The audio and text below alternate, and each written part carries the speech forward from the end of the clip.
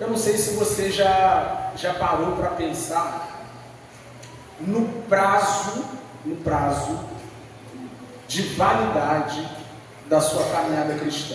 Já parou para pensar no prazo de validade da sua caminhada cristã? E é uma coisa que eu falo muito aqui nessa igreja, né? As pessoas tendem a viver no automático, de modo que entra semana, entra mês, sai mês. A exemplo do que vivenciamos agora, entra ano, sai ano, e as pessoas vão só existindo. Mas você deveria fazer esse tipo de reflexão. De repente até faz, inconscientemente pensa, até quando, Senhor, eu vou precisar passar pelo que eu estou passando, viver o que estou vivendo e ter a postura de crente que tenho até quando, Senhor. Apocalipse 2:10, o final do versículo diz: até quando? Ser fiel até a morte, e dar-te-ei a coroa da vida. Então, assim, prazo de validade para a sua vida cristã é até a morte ou até a vinda do Senhor Jesus. Não existe um meio, não existe uma forma de ser cristão, senão através de uma vida perseverante na fidelidade ao Senhor. Nós não temos o direito de sermos fiéis hoje e semana que vem dar uma desviada.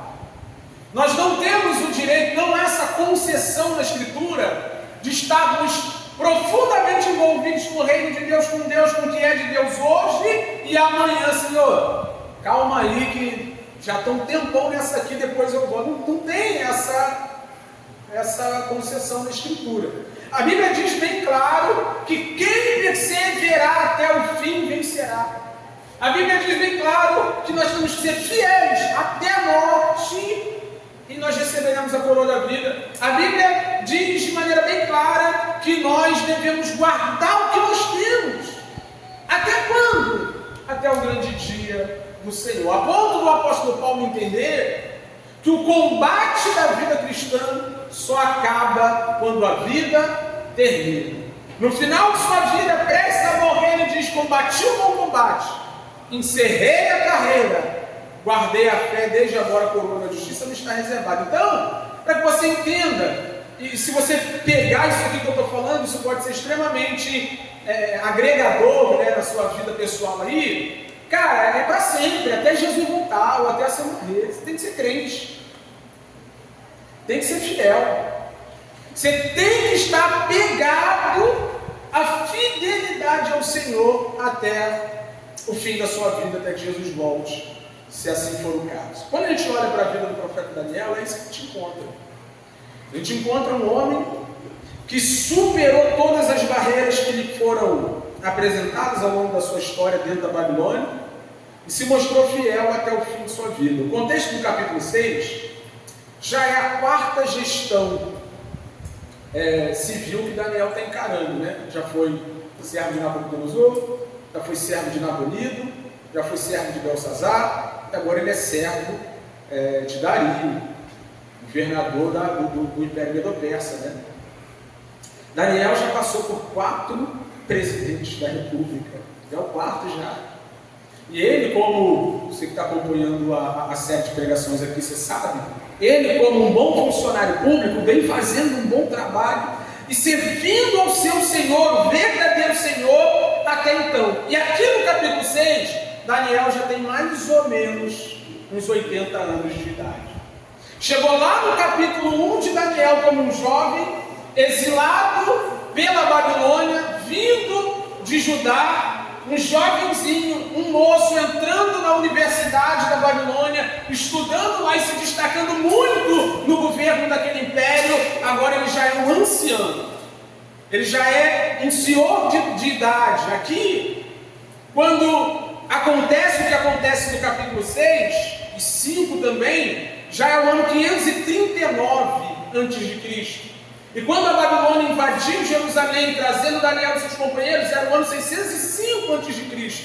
Logo a gente conclui que esse cara já é um idoso, já é um velhinho, já é um senhor de idade. Mas a gente vai ver no texto que ele continua sendo o mesmo Daniel. Amém?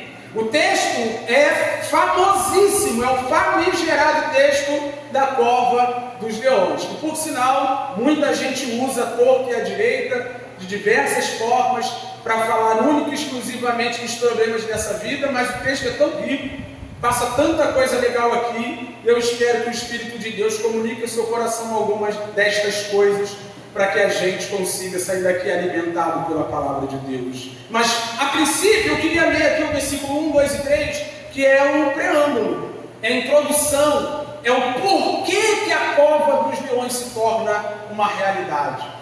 Eu quero que você guarde isso que eu acabei de dizer. Nós vamos ler aqui o porquê que a cova dos leões é uma realidade nas nossas vidas. Versículo 1 diz o seguinte: Dario decidiu constituir 120 sátrapas, prefeitos, governadores de províncias, para que administrassem todo o seu reino. Lembra que desde o capítulo 1 eu estou falando que a vida de Daniel, o contexto de Daniel é muito parecido com o nosso? Daniel é um funcionário público, irmão. Desde que chegou na Babilônia, Daniel é um funcionário público. Ele é servo dos governantes que estão sobre ele. Ele é servo daqueles que têm autoridade civil. Ele é aquele cara que foi escolhido a dedo para servir na corte desses reis. E agora, no quarto rei da sua jornada dentro da Babilônia, mais uma vez ele vai figurar entre administradores, entre governadores e prefeitos. E o texto segue: sobre eles colocou 3 presidentes, sobre esses prefeitos colocou 3 presidentes, dentre os quais Daniel era um, aos quais esses sátrapas deveriam prestar contas para que o rei não tivesse nenhum prejuízo. Extremamente burocrático, extremamente administrativo, é a estrutura do reinado de Dario. Então mesmo Daniel se destacou entre os demais presidentes e sátrapas, porque nele havia um espírito excelente. O rei até pensava em colocá-lo sobre todo o reino, o primeiro-ministro. Então aqui está a razão primária pela qual daqui a pouco a gente vai ver uma cova de boca aberta. Daniel era um homem fiel ao Senhor, cheio do Espírito Santo, que usava as suas habilidades dentro do contexto onde ele trabalhava. Ele servia muito bem ao seu rei, era um excelente administrador, e é por isso que o texto segue e mostra para a gente que ele vai entrar numa fria. Antes de eu entrar no texto, você já imaginou que os seus sucessos podem abrir algumas covas? Já pensou nisso? Que aquelas coisas tão almejadas que você tanto persegue na vida, pode te colocar nesses lugares de desconforto, pode te colocar nesses lugares onde a sua vida vai virar alvo daqueles que hão de te perseguir. Na verdade, uma das coisas que eu ensino muito, principalmente nos bastidores, é que a gente pensa muito no bônus das bênçãos e esquece dos ônus das bênçãos. Em alguns casos, estar no lugar de Daniel, para algumas pessoas, seria a coisa mais extraordinária da vida, Mas foi justamente por ter sucesso profissional que Daniel, do nada, uma ligação do Reino Unido. Será que... Então assim, o lugar onde Daniel estava é o lugar que colocou ele acima de muita gente. E a gente vive dentro de um contexto, desde a queda do Éden, em que as pessoas não olham muito para o sucesso da outra de maneira passiva. As pessoas não gostam muito de ver a felicidade das outras, o sucesso das outras, o progresso das outras, a aprovação das outras. Vide Caim e Abel. Vide Caim e Abel. Então, se Daniel fosse um governador medíocre, se ele fosse um presidente medíocre, se ele fosse um funcionário medíocre de Dario, nunca ia acontecer o que aconteceu. Mas se você tem disposição de perseguir coisas grandes e se destacar na vida por fazer o que tem que ser feito para a glória de Deus, se prepara. Se prepara. Se você tem disposição de se tornar uma pessoa relevante na sua área de atuação, como Daniel foi, mas sempre para a glória de Deus, pode esperar que você vai ter que lidar com essas disfunções da vida após a queda. E onde que essa disfunção aparece, Wesley? Em versículo 4 e 5 diz o texto: então os presidentes e os sátrapas começaram a procurar um pretexto relacionado com a administração do reino para poderem acusar Daniel. O nome disso, de acordo com a Bíblia, de acordo com os dias de hoje, é inveja. Eu hoje acho que é assim, né? Uma grande oportunidade para a gente amadurecer em algumas questões aqui. Nem tudo é pelo fato de você ser crente. Nem todos os problemas é primariamente de questão espiritual. Na verdade sempre é primariamente de questão espiritual. Mas numa perspectiva bem natural, é só inveja. É só inveja. Daniel está fazendo o trabalhinho dele bonitinho, do jeito que mandou. Diz o texto aqui que eles buscam alguma questão administrativa sobre o reino para acusar Daniel. É só inveja. É só inveja. E antes que você pense, hoje essa mensagem é para mim, porque estou invejando pra caramba a minha vida, meu irmão. Já me permita lhe dizer, inveja é um sentimento, tanto quanto os outros sentimentos que são pecaminosos, frutos de um coração caído, que não louva e glorifica o Senhor. Então, se eu pudesse trocar aqui a expressão é só inveja, eu diria só pecado, que comprometeu os nossos relacionamentos e não nos permite apreciar o outro que trabalha para a glória de Deus e é excelente no que faz. Inveja é aquele sentimento que brota dentro de nós quando o outro tem ou faz o que nós gostaríamos de ser, fazer ou ter, sem que nós nos alegremos por isso, por não estar na nossa mão. E aí me permita dizer de novo, o pecado que está em voga é só inveja, e você precisa estar pronto para isso. Sabe? Meu Deus, o diabo se levantou lá no trabalho, tem uma pessoa, não, isso é um ser humano. Ser humano é invejoso, ser humano é preguiçoso, ser humano é cobiçoso, odioso, que é pecado, ser humano é pecador. E aqui Daniel está tendo que lidar com os pecados de inveja dos seus opositores. O que eu queria que você entendesse aqui é que nem tudo foi uma macumba que fizeram contra você. Nem tudo foi um nome no congelador. Seu nome é botar meu nome no congelador. E não, o homem é isso. O homem é pecador. O homem olha para o que é do outro, cobiça e deseja e anseia. E ao invés de trabalhar, o homem vai invejar. E é o que Daniel está passando aqui. Então, para que você tenha uma leitura legal lá no seu trabalho, entenda que lá no seu trabalho tem pessoas que são pecadoras e por isso são invejosas. Amém ou não? Antes que você pense, não, minha família, né, nem vou no churrasco deles, não. Só isso. É o pecado do coração deles. Agora você já pensou que você pode ser um invejoso da parada?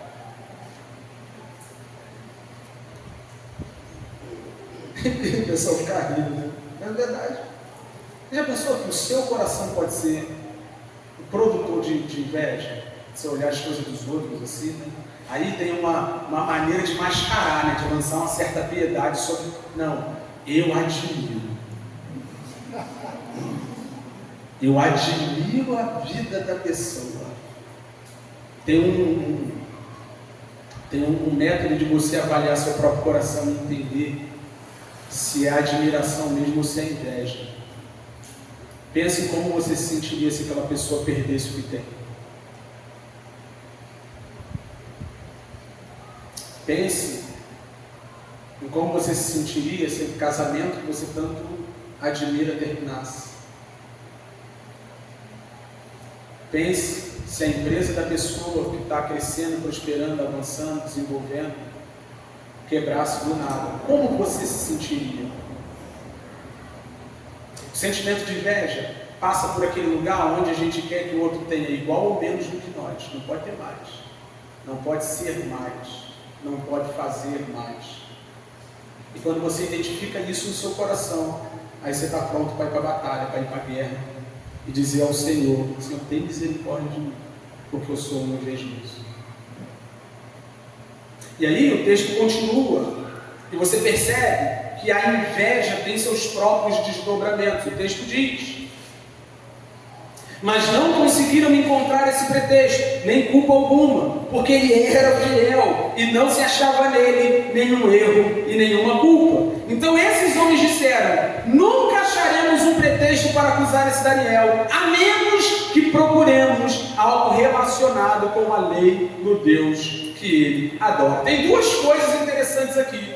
A primeira coisa interessante é que da boca do invejoso sai o testemunho de quem Daniel é. Da boca das pessoas que estão perseguindo Daniel, sai uma constatação: o bicho é crente. Não dá para acusar, não dá para achar erro, o cara é fiel, o cara não cometeu absolutamente nada, eu só quero destruir ele porque eu não suporto a vida que ele tem. É isso que eles estão dizendo. É isso que eles estão confessando aqui. E aqui está a sua... Agora eu vou te colocar no lado dos crentes de novo, né? A gente está no lado dos invejosos, vamos supor que a gente... né, os crentes. Aqui, nesse lugar, é onde está a minha e a sua preocupação. A única preocupação que um crente tem que ter não é brigar com o invejoso, não é ir para a rede social quebrar o pau. Nada disso, irmão, nada disso. A única preocupação do crente é que na boca de qualquer pessoa que seja tem um testemunho. Não gosto dele, da vida dele, da família dele, do trabalho dele, da empresa dele. Mas o bicho é crente. O bicho é crente. O cara é crente.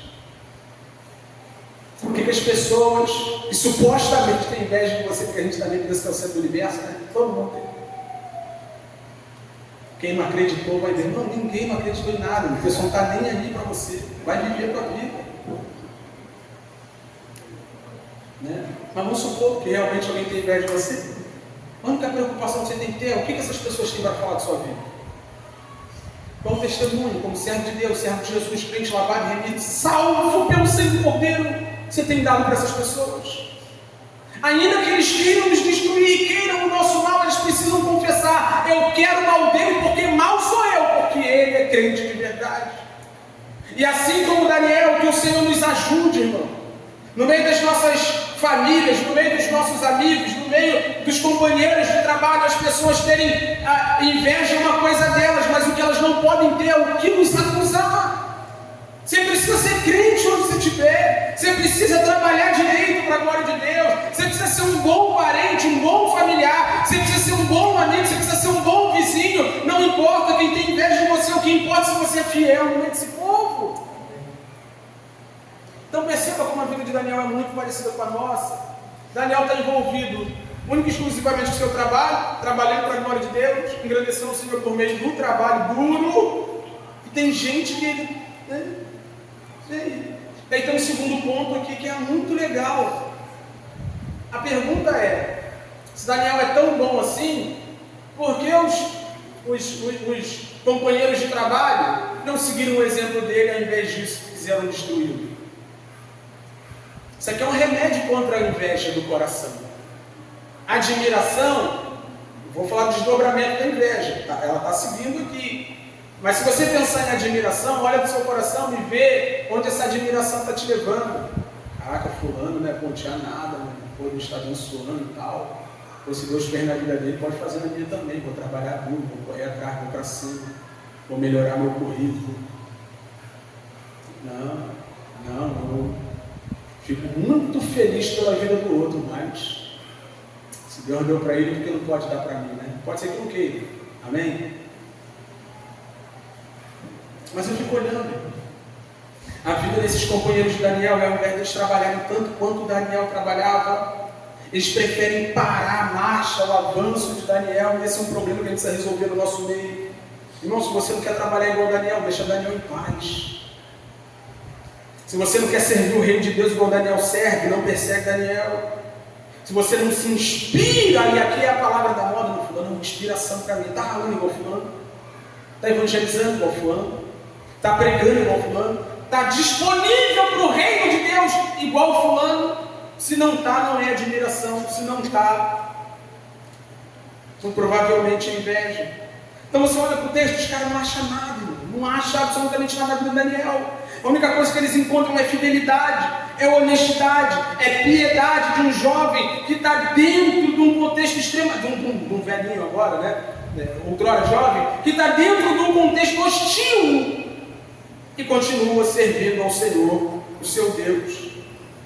E eu preciso ler um texto com vocês. Põe Tiago 3:13 para a gente ler, para a gente entender um pouquinho dos males da inveja. Tiago 3:13. Quem entre vocês é sábio e inteligente? Mostre as suas obras em mansidão, sabedoria, mediante sua boa conduta, é o que Daniel fazia. Se pelo contrário vocês têm em seu coração inveja, amargura e sentimento de rivalidade, não se gloriam disso, nem militam contra a verdade.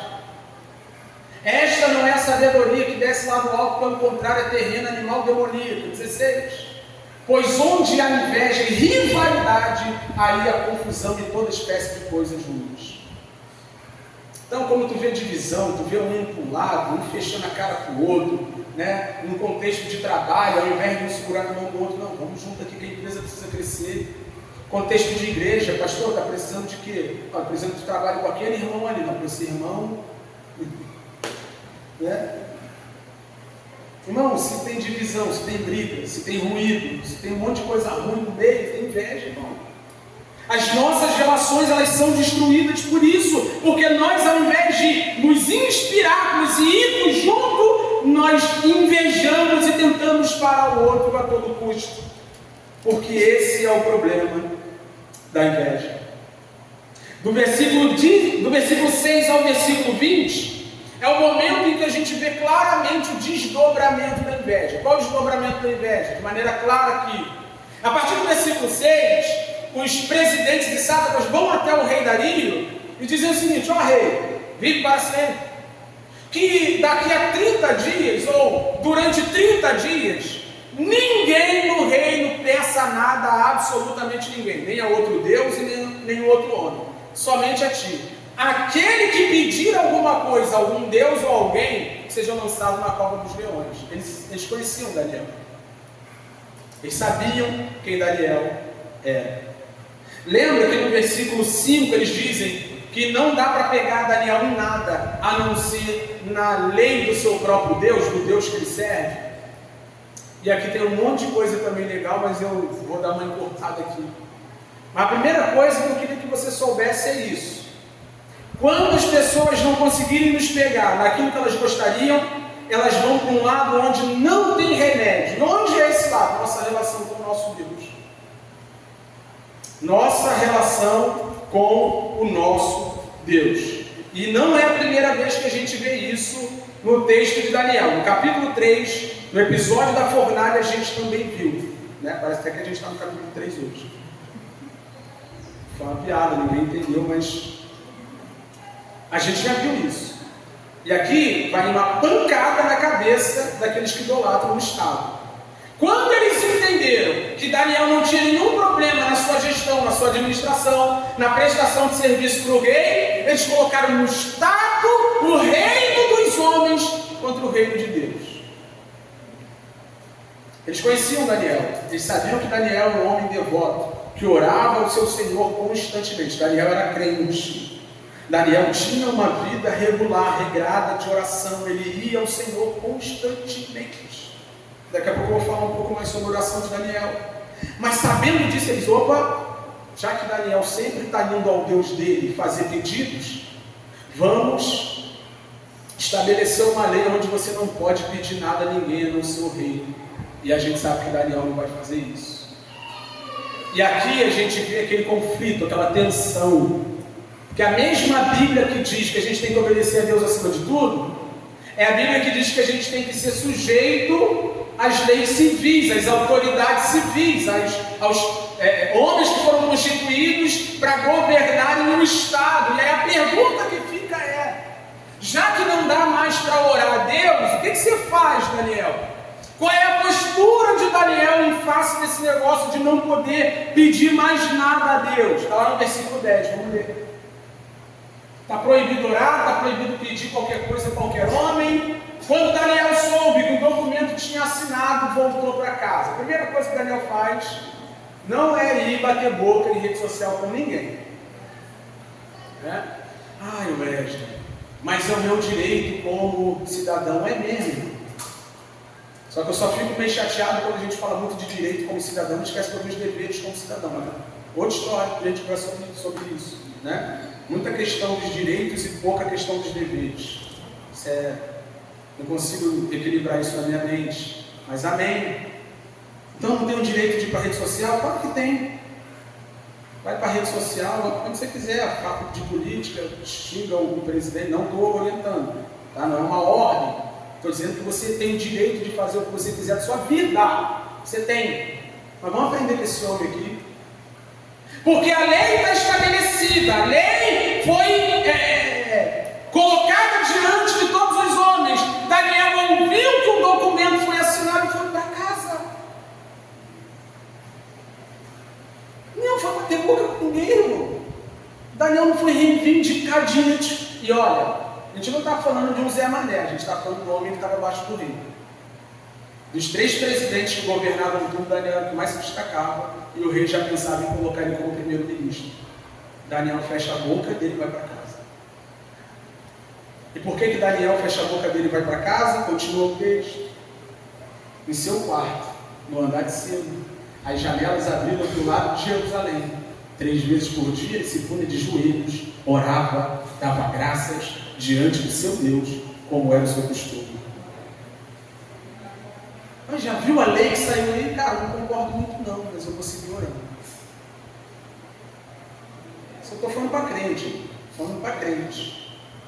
Se você não acredita que Deus é Deus, Rei sobre todos, soberano, que não existe nada, nenhum governo, nenhuma cidade, nenhum município que não esteja sob o governo dele, tudo bem. Mas se você crê nisso, muito mais eficiente do que sua rede social é seu joelho dobrado no chão. E um crente que fica gastando tempo em rede social e não ora, é um hipócrita. Quanto tempo você gasta de oração pelo Rio de Janeiro? Quanto tempo você gasta de oração pelo presidente Luiz Inácio Lula da Silva? Quanto tempo você gasta de oração? Quem é o nosso governador? Cláudio Castro.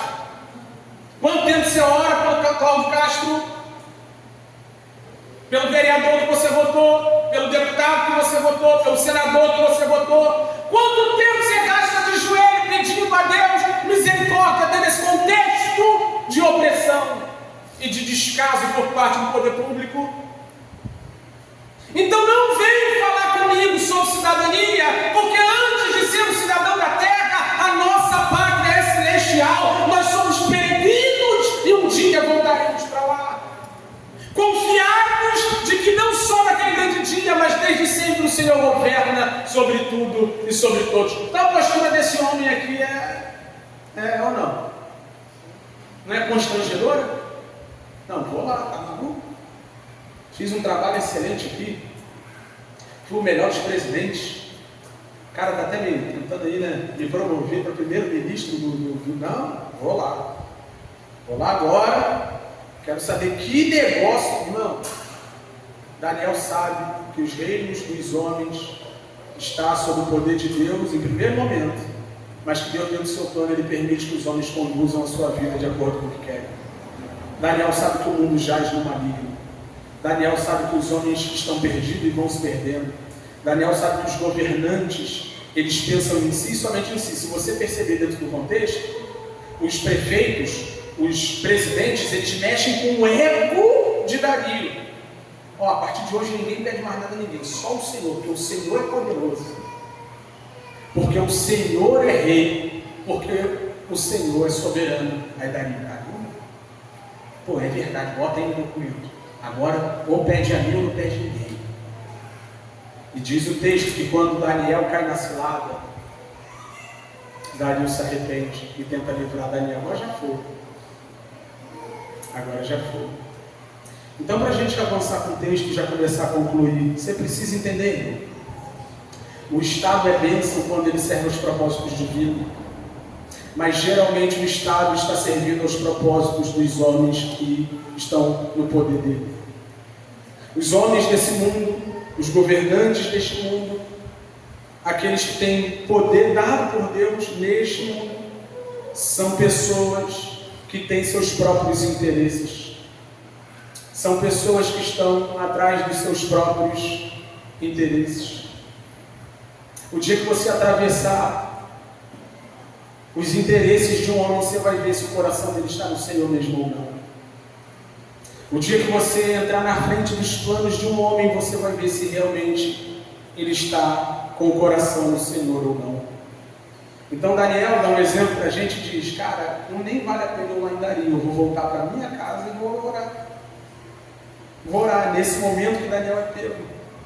E tem uma coisa que me chamou muita atenção, porque Daniel orava no terraço, né? Tinha um terraço na casa dele, um sótão, na verdade. Ele abria a janela para o lado de Jerusalém, obedecendo a Escritura. Não tenho muito tempo para falar sobre isso, mas primeiro livro de Reis, capítulo 8, quando Salomão consagra o templo, ele fala que se o povo do Senhor fosse espalhado pelo mundo, onde quer que eles estivessem, eles deveriam se virar para Jerusalém e orar. Ele está obedecendo a Escritura. Daniel é um cara da Bíblia. Nesse momento Daniel está perdido. Nesse momento Daniel não tem o que fazer. Nesse momento Daniel continua sendo o mesmo Daniel, um homem de oração, buscando ao Senhor, o seu Deus. O que acontece? O rei Dario não dorme, de um dia para o outro não come, fica desesperado, com a possibilidade de ter feito mal ao homem inocente. Quando lá no versículo 20 diz o texto, que o rei Dario, ao se aproximar da cova, chamou Daniel com voz triste. O rei disse a Daniel: Daniel, servo do Deus vivo, será que o seu Deus, a quem você serve continuamente, conseguiu livrá-lo dos leões? Vamos ao 21 aqui, juntos. Daniel respondeu: irmão, olha que doideira, né? Não sei se tu presta atenção nesses detalhes do texto. O bicho foi tacado ontem na cova dos leões, né? Aí chega alguém lá na boca da cova: Daniel! Aí ele: oi! Irmão, ali, Daniel respondeu, já quer dizer, o livramento aconteceu. O bicho ainda está vivo. Deus preservou seu servo dentro daquela cova. E é importante dizer agora, a exemplo da fornalha, nem sempre seremos livres dos problemas dessa vida. Você vai cair em algumas covas. Nós cairemos em algumas covas, e Daniel caiu nessa cova, como eu disse lá no princípio, só porque foi bom o que fazia. Só porque foi fiel ao seu Deus e também à administração que foi confiada em suas mãos. Mas nesse momento nós vemos a voz do profeta dizendo: Deus já operou, Deus já trabalhou, e com muito respeito ele declara que o rei vive eternamente. Daniel sabia que o rei Dario caiu numa cilada. Isso aqui é para tu não ficar com raiva de todo o patrão que você tem. O cara não está com raiva de ninguém, não. Ele sabia que a inveja fez com que esses homens bolassem um plano para pegar Daniel. E não, isso aí não afeta quem eu sou, não. Está tranquilo, que o rei vive eternamente. Eu sei que tu fez teu papel, sei que tu cumpriu a lei, você cumpriu aquilo que o papel diz que tem que fazer. Então ele abre a sua boca e declara isso. Ele saúda o rei com muita honra, porque não tem rancor no coração de Daniel dentro daquela cova. E ele continua: o meu Deus enviou o seu anjo, provavelmente uma teofania, uma cristofania, Cristo Jesus, e fechou a boca dos leões, para que não me fizessem mal algum, porque fui considerado inocente diante dele. Primeiro, Daniel tinha uma relação de fidelidade com o seu Deus. Amém? Amém ou não? Mas olha isso: e também não cometi nenhum delito contra o Senhor, ó rei. Porque, irmão, chegar aqui e dizer que é fiel a Deus não é muito difícil, né? Ruim mesmo é ser fiel ao patrão que te paga o salário de 1.500, sei lá, 1.512. Difícil é ser fiel ao patrão, porque a gente acha que é injusto porque é injusto. Difícil é a gente ser fiel ao patrão que paga altas cargas tributárias nesse país.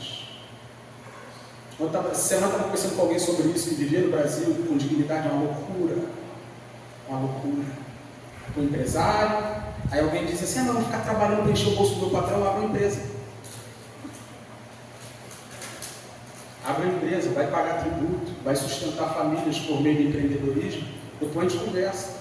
Mas você está defendendo os empresários? Não, não estou defendendo ninguém. Estou falando sobre fatos, é uma constatação. Você não precisa ficar com ódio do seu patrão, só porque ele troca de carro todo ano. Abre uma empresa para trocar de carro. Vai para cima, vai trabalhar, vai investir, vai empreender, vai trabalhar 18 horas por dia, 16 horas por dia para manter uma empresa funcionando. Agora, se você não tem disposição para isso, não fale mal do seu patrão, só porque as condições não são favoráveis a você. Wesley, meu patrão é injusto, caçou de emprego. Daniel, você é crente. Você é crente, Daniel. Você precisa entender que Dario está agindo pela força da lei, está agindo de acordo com aquilo que está estabelecido no reino. E quando eu falo disso, eu não falo só sobre o papel, eu falo de como as coisas são. Você mora no Rio de Janeiro, em Campo Grande, alguns em Paciência, e outros em Pedra de Baratinga, e outro em Brincadeira. Você vai para o centro, é trem, 1 hora de trem. Barra da Tijuca, Baixada, tu vai para esses lugares trabalhar. É assim. Aí você vai amaldiçoar seu patrão porque sua empresa é na Baixada. Se muda para a Baixada. Daniel é um cara lúcido. Daniel é um cara crente. Daniel sabe que Dario fez porque tinha que fazer, não tinha outro jeito. Então ele diz, minha relação com Deus está tranquila, mas com você também. Eu não pequei contra você, diz o texto, está lá. Versículo 23. Então o rei, com muita alegria, mandou que tirassem Daniel da cova. Assim Daniel foi tirado da cova e não se achou nele ferimento algum, porque havia confiado em Deus. Para a gente já encerrar. A penúltima coisa, antepenúltima coisa que eu quero falar. De repente isso passa batido por você no texto, passa ou não? Você já parou para pensar que Deus manda nos leões? Não, tu nunca pensou nisso aqui. Só eu. Deus manda nos leões. Você pode parar para pensar e falar, o que o Wesley quer dizer por isso? Quer dizer que a ordem criada está sob o domínio e governo do Criador. Não existe absolutamente nada, nenhum leão que esteja fora do domínio daquele que criou leão, cobra, gato, cachorro, passarinho e gente. Deus é soberano sobre todas as coisas que foram criadas. Ele manda. Ele manda. Segundo, dentro desse contexto ainda, só tem uma coisa que livra a crente em face dos perigos dessa vida. Está no versículo 23, lá no final. Assim Daniel foi tirado da cova e não se achou nele ferimento algum, porque havia confiado. Isso aqui é a pregação do Evangelho. A pregação do Evangelho é um chamado aos homens para confiarem em Deus. Creiam em Deus e sejam salvos.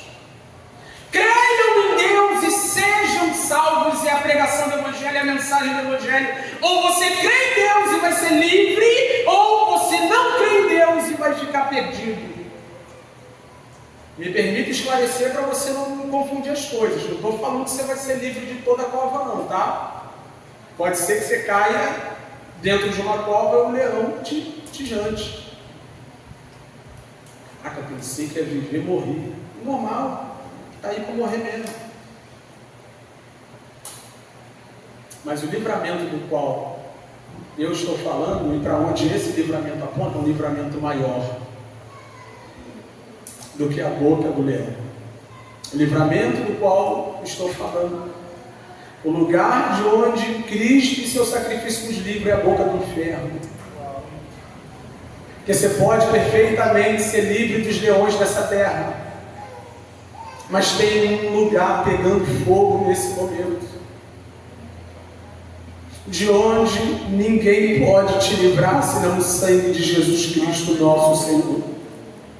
Por isso, a exemplo de Daniel, eu te chamo, eu te conclamo, creia, confie em Deus e seja salvo.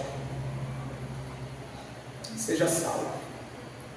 confia em Deus. Caraca, como um homem que cai dentro de uma cova consegue confiar em Deus? É um homem que entende que depois da cova da terra se abre uma porta no céu. É um homem que entra na fornalha, entra de boa, não vai andando. O fogo não queimou o menino, né? Mas que eles entraram. Os leões não devoraram Daniel, mas que eles foi lançado. Os problemas dessa vida são uma realidade, beleza. Mas vai chegar um dia onde nós seremos livres de todas as ameaças, de todas as afrontas. Nós estaremos em um lugar onde ser justo e honesto não vai ser uma esquisitice. Onde fazer o que é correto não vai soar mal aos olhos de ninguém. Um dia estaremos num lugar onde fazer aquilo que deve ser feito de acordo com a vontade de Deus vai ser normal. E o Senhor será glorificado através das nossas vidas. 24 a gente encerra. Se por um lado Daniel foi livre, porque confiou em Deus, não morreu, foi salvo da cova dos leões, por outro, o rei deu uma ordem e foram trazidos aqueles homens que tinham acusado Daniel. Foram jogados na cova dos leões, eles e seus filhos e suas mulheres. Lembra, Jéssica e Fabrício, que eu estava falando sobre criar criança? Está aqui, ó. Você tem responsabilidade com a sua família, os seus atos podem refletir nela. Nós precisamos andar diante do Senhor, porque pelo nosso testemunho, pela nossa fidelidade, a nossa família pode ser alcançada. De igual modo, não confiarmos que o Senhor pode trazer grandes males para a nossa casa, grandes males para a nossa família, grandes males para mim e para você. Então esses homens foram trazidos com seus filhos, suas mulheres, ainda não tinham chegado ao fundo da cova e já os leões se apoderaram deles, eles esmigalharam todos os ossos. Põe Jó 5:2 para a gente encerrar. Jó 5:2 para a gente encerrar.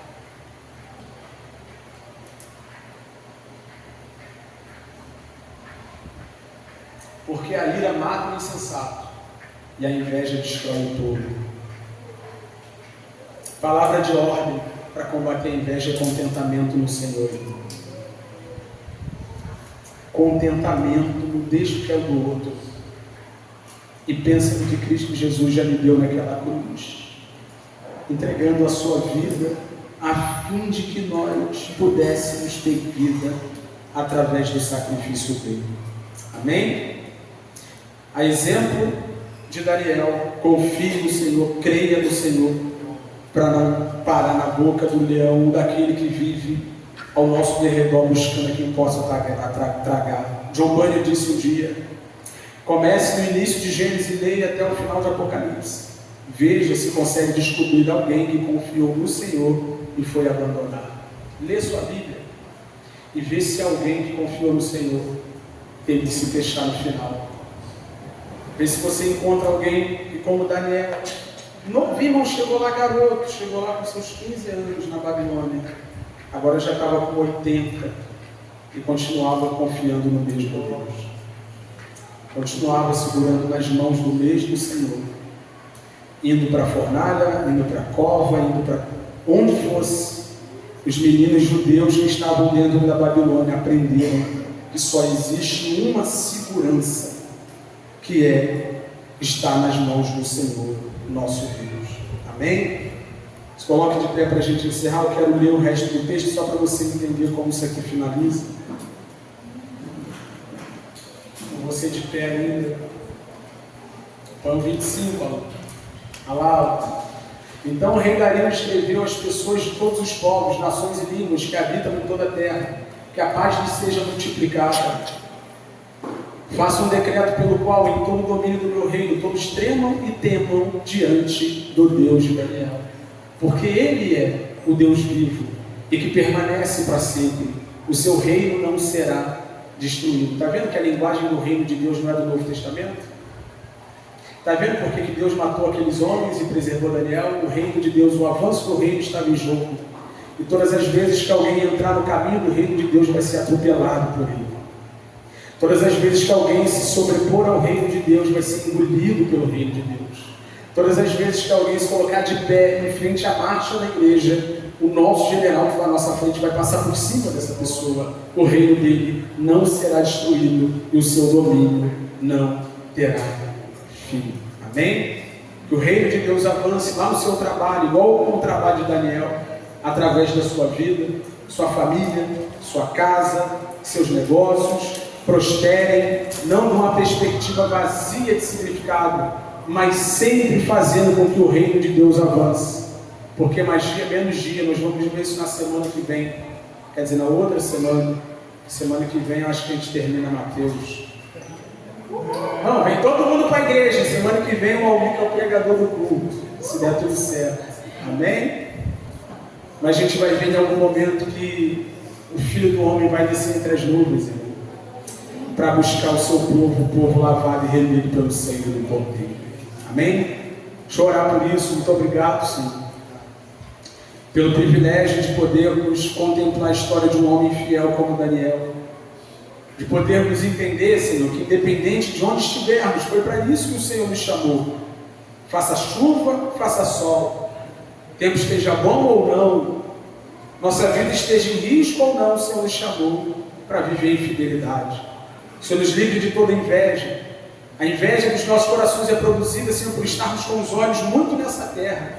O invejoso quer construir seus impérios aqui e agora, mas que nós, como Daniel, estejamos preocupados única e exclusivamente com o avanço do seu reino, testemunho do Evangelho e o progresso da sua glória.